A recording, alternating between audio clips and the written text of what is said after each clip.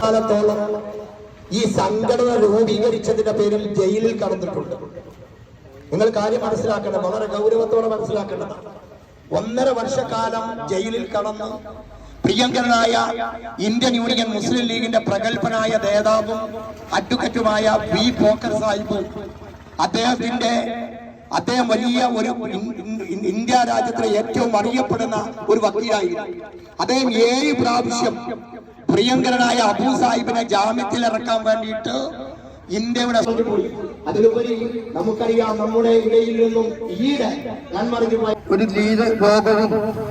ഒരു ലോകവും ഇന്ത്യയും സൃഷ്ടിക്കുന്നതിനായി സജീവമായി പ്രവർത്തിക്കുമെന്നും ന്യായമായ വേതനം, സുരക്ഷിതമായ തൊഴിൽ സാഹചര്യങ്ങൾ എല്ലാം തൊഴിലാളികൾക്കും തുല്യ അവസരമായി എന്നിവയ്ക്ക് ഞാൻ വാദിക്കുമെന്നും പ്രവർത്തിക്കുമെന്നും തൊഴിലാളി ക്ഷേമത്തിനു വേണ്ടി, തൊഴിലവകാശ സംരക്ഷണത്തിനു വേണ്ടിയും എക്കാലവും